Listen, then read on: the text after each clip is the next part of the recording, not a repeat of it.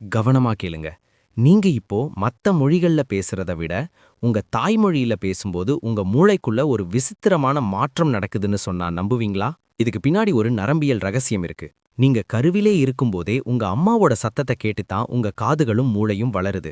அதனால தான் தாய்மொழியில ஒரு விஷயத்த கேட்கும்போது உங்க மூளையில இருக்கிற லிம்பிக் சிஸ்டம் வேகமா வேலை செய்யுது. அறிவியல் உண்மை என்னன்னா, மத்த மொழிகள்ல ஒரு தகவல கேட்கும்போது உங்க மூளை அத வெறும் தகவலா தான் பார்க்கும். ஆனா தாய்மொழியில கேட்கும்போது அது உணர்ச்சியா மாறும்.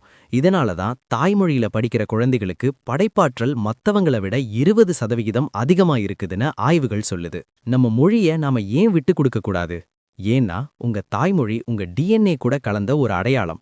நீங்க ஒரு அந்நிய மொழியில சிந்திக்கும்போது உங்க மூளைக்கு அழுத்தம் அதிகமாகுது. ஆனா தாய்மொழியில சிந்திக்கும்போது அது ஒரு தியானம் மாதிரி நிம்மதியை கொடுக்கும். உண்மை என்னன்னா, பல மொழிகளை கத்துக்கோங்க, அது அறிவு. ஆனா உங்க தாய்மொழிய கொண்டாடுங்க, அதுதான் உங்க ஆன்மா. உங்க வேர்கள நீங்க மறந்தா உங்க வளர்ச்சிக்கு அர்த்தமே இல்ல. மொழிய நேசிப்போம்.